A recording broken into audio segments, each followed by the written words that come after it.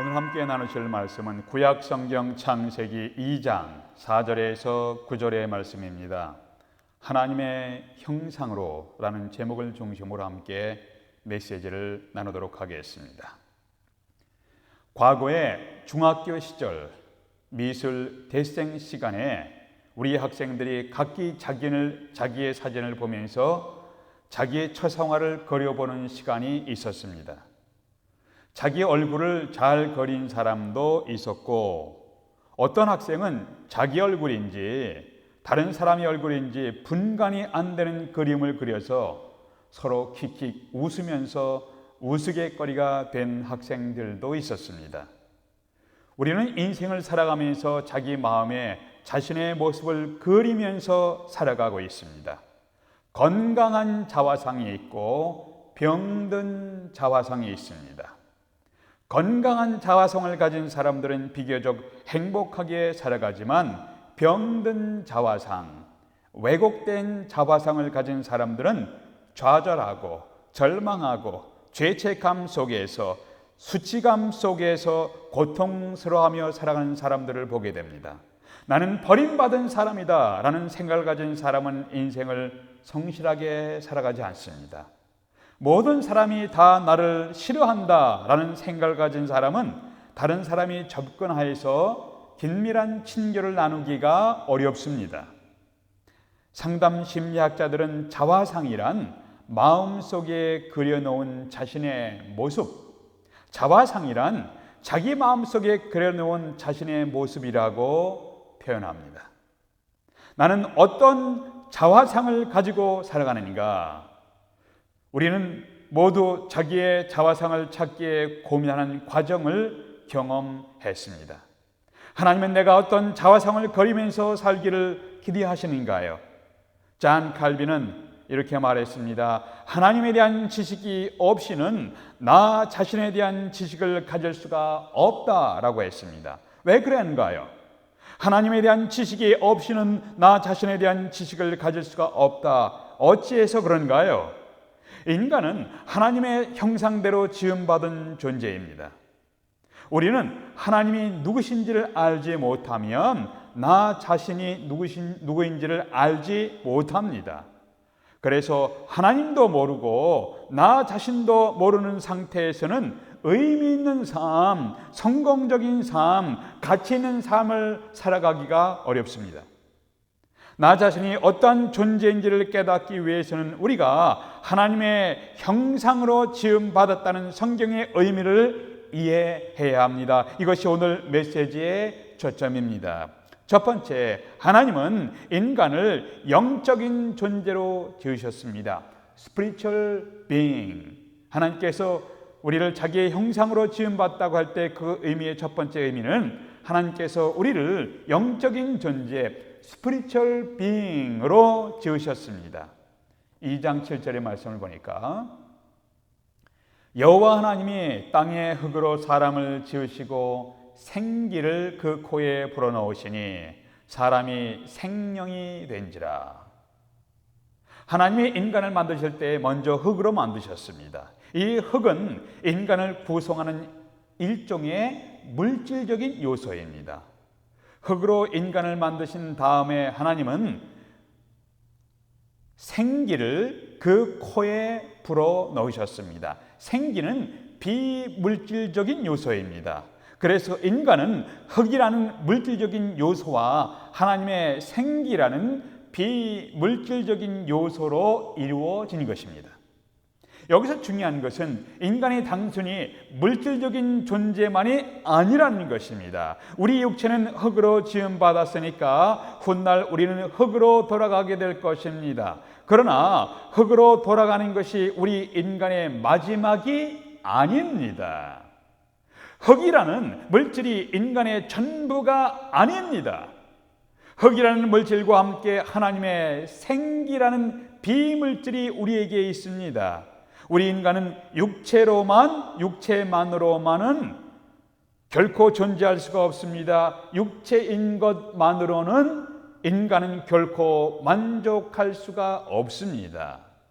육체를 통해서 육체의 양식이 필요하고 하나님의 생기로 만들어진 인간의 영혼을 위해서는 영적인 양식, spiritual food가 필요한 거예요. 예수께서 말씀하기를 사람이 떡으로만 살 것이 아니요 하나님의 입으로 나오는 모든 말씀으로 살 것이니라 라고 하셨습니다. 성경은 우리 육체의 필요가 있다는 것을 현실성으로 인정하십니다. 우리에게 떡이 필요합니다. 우리에게 먹을 것이 필요하다는 것을 주님도 아셨습니다.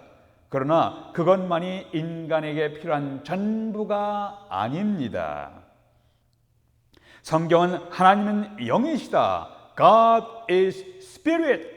하나님은 영적인 존재이기에 하나님의 형상으로 지음받은 인간도 영적인 존재, spiritual being이 되었습니다. 영적인 존재인 인간은 영이신 하나님을 만나고 하나님과 교제할 때 기쁨과 행복을 경험하게 됩니다. 예수 그리스도를 믿고 하나님을 만나 하나님과 교제하는 것이 바로 예배입니다. 마음을 다해 드리는 예배입니다. 우리는 예배를 통해서 영이신 하나님과 교제합니다. 영이신 하나님과 교제할 때 우리의 영혼은 감동을 경험하고 만족과 행복을 경험하게 됩니다. 영혼이 만족되지 않으면 불만이 튀어져 나옵니다. 시기하고 질투하고 불평하고 비난하고, 이것은 우리의 영혼이 만족되지 않았기에 나오는 우리의 불만족의 표현입니다. 이 세상에서 부귀와 영화를 누리면서도 불행한 사람들을 주위에서 얼마든지 볼 수가 있습니다. 지난 수년 전에 엘리자베스 테일러라는 여성이 향년 79세로 숨을 거두었습니다. 세계 최고의 미인으로 꼽히고 2차례의 아카데미 여우주연상도 받기까지 했습니다. 이 여인이 이런 말을 했습니다. 나는 평생 화려한 보석 속에 둘러싸여 살아왔다. 하지만 내가 정말로 필요했던 것은 그게 아니라 누군가의 진실한 마음과 사랑이었다. 그 많은 보석으로 치장해도 영혼의 만족이 없었습니다. 결혼을 8번이나 했지만 어떤 남자라도 자신의 영혼의 만족과 행복을 경험하지 못했습니다. 돈 많은 남자도 있었고 잘생긴 남자도 있었고 학식이 뛰어난 남자들도 있었습니다. 그러나 이 여인의 영혼의 만족과 행복을 가져다 주지 못했습니다. 성경이 나오는 솔로몬 왕이 이렇게 고백했습니다. 해 아래서 수고하는 모든 수고가 사람에게 무엇이 유익한가? 눈은 보아도 족함이 없고 귀는 들어도 가득 차지 아니하도다. 모두 다 헛되이 바람을 잡으려는 것이로다. 왕으로서 누리는 최고의 권세도 솔로몬의 영혼의 만족과 행복을 가져다 주지 못했습니다. 1000명이나 되는 부인이 있어도 그 영혼의 만족이 없었습니다. 인간으로서 누릴 수 있는 최고의 영광도 그 영혼의 만족과 행복을 가져다 주지 못했습니다. 우리 영혼은 영이신 하나님을 만날 때까지는 결코 만족과 행복을 경험할 수가 없습니다. 그래서 어거스틴은 이렇게 고백했습니다. 오 하나님, 하나님께서 우리를 지으셨으므로 우리의 영혼은 주님 안에서 안식할 때까지 우리의 영혼은 결코 안식이 없나이다 라고 고백했습니다. 여러분과 저는 영적인 존재이기에 예수 그리스도를 믿고 규칙적인 예배를 통해서 영이신 하나님을 만나고 여러분과 저의 영혼이 감동과 만족을 경험할 수 있도록 함께 기도하며 주의 은혜를 구하시게 될 수 있기를 바랍니다. 여러분과 저의 영혼이 만족하기 위해서 구원자 예수 그리스도를 믿고 규칙적인 예배를 통해서 영이신 하나님을 만날 때 우리의 영혼의 감동과 만족을 경험하게 됩니다. 두 번째, 하나님은 우리 인간을 자기의 형상으로 지었다고 하는데 그 의미는 무엇이냐면 하나님은 인간을 도덕적인 존재로 지으셨습니다. moral being. 9절 보세요. 9절에 보니까 여호와 하나님이라고 되어 있어요. 여호와 하나님이 그 땅에서 보기에 아름답고 먹기에 좋은 나무가 나게 하시니 동산 가운데에는 생명나무와 선악을 알게 하는 나무도 있더라. 16절 17절에 보니까 동산 각종 나무의 열매는 네가 임의로 먹되 선악을 알게 하는 나무의 열매는 먹지 말라. 여기서 먹지 말라라는 말을 주목해 보십시오. 성경에서 처음으로 하나님께서 하지 말라라고 말씀하셨습니다. 하나님이 인간을 지으시고 이렇게 말씀하셨습니다. 내가 너희에게 마음대로 할 수 있는 자유를 주고 또한 이 세상을 가꾸고 관리할 수 있는 능력을 주었다고 해서 너희들이 모든 것을 마음대로 다 할 수 있는 것이 아니다. 너희가 하지 말아야 할 것들도 있느니라. 하나님의 도덕성이 반영된 율법은 결국 두 가지로 요약될 수가 있습니다. 그것은 하라, do, 하지 말라, do not, 하지 말라, 두 가지로 나눌 수가 있습니다. 예를 들어서 내 부모를 공경하라 라고 하신 하나님은 너는 나 이외에 다른 신들을 내게 두지 말라, 살인하지 말라, do or don't, 하라와 하지 말라로 나뉠 수가 있습니다. 모든 열매는 마음대로 먹을 수 있으나 단지 선악을 알게 하는 나무의 실과는 먹지 말라라고 하셨습니다. 이렇게 할 것과 하지 말아야 할 것들을 통해서 인간의 도덕성이 세워지고 거룩하신 하나님을 닮아가게 됩니다. 우리가 육체의 요구에 따라서 방탕하게 살아가면 당장은 편하고 즐겁겠지만 결국은 불행이 되며 비극의 인생으로 귀착될 것입니다. 하나님께서 예수 그리스도를 믿고 구원받은 우리 그리스도인들에게 기대하시는 삶은 도덕적으로 올바른 삶입니다. 우리의 도덕적 삶을 통해서 우리가 죄 용서받고 구원받는 것은 아니에요. 우리의 도덕적인 삶이 우리를 죄 용서받게 하고 구원받게 하지는 못합니다. 우리는 예수님 앞에서 나와서 자신의 죄인임을 고백하고 용서를 구할 때 죄로 인한 심판과 멸망에서 구원받게 됩니다. 그렇게 예수님을 믿고 구원받은 후에 그 다음에 어떻게 살아야 합니까? 여러분과 제가 늘 귀에 익숙한 구호가 있죠. 잘 살아보세. 네, 잘 사는 것이 중요합니다. 그런데 잘 살아보세보다 더 중요한 것은 바르게 살아보세. 바르게 사는 것이 더 중요합니다. 하나님처럼 진실하고 하나님처럼 정결한 삶을 구하면서 살아갈 때 우리 삶에서 하나님의 형상이 회복됩니다. 그때 우리는 인생의 진정한 행복과 감사를 경험하게 됩니다. 그때 하나님 앞에서 바르게 살아갈 수가 있습니다. 여러분과 제가 구할 것은 하나님 앞에서 바르게 살기를 구해야 합니다. 세 번째, 우리는 하나님의 형상으로 창조되었는데 의미가 무엇인가? 세 번째, 하나님은 인간을 소셜 being, 사회적 존재로 지으셨습니다.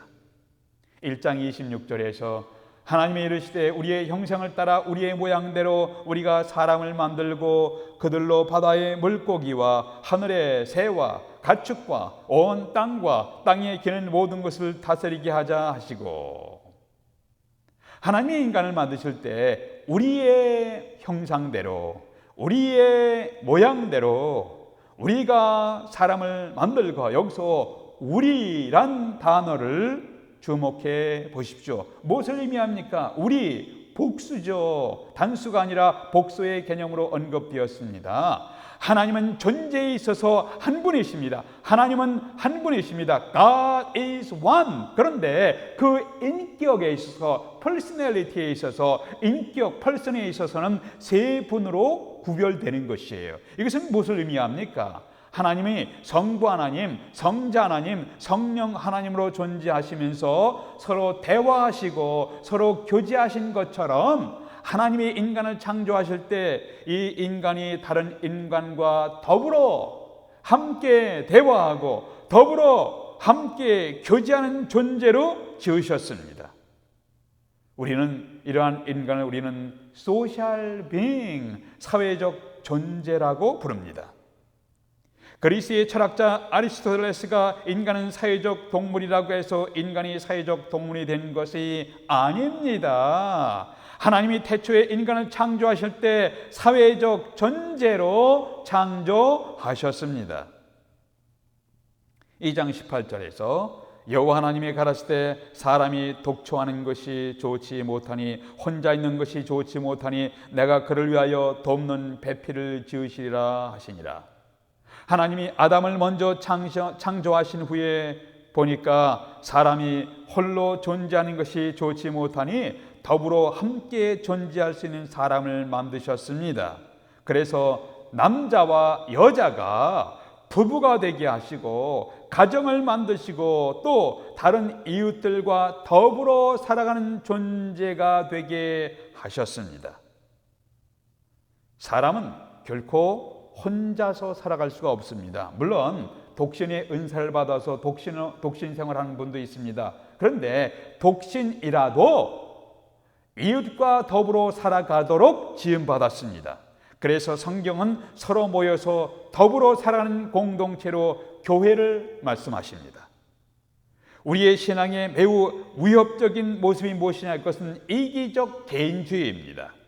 나 혼자 알아서 믿겠다, 상관하지 마라, 내 스타일과 내 멋대로 내 자유대로 믿겠다, 상관하지 마라, 이러한 생각은 하나님의 뜻이 아닙니다.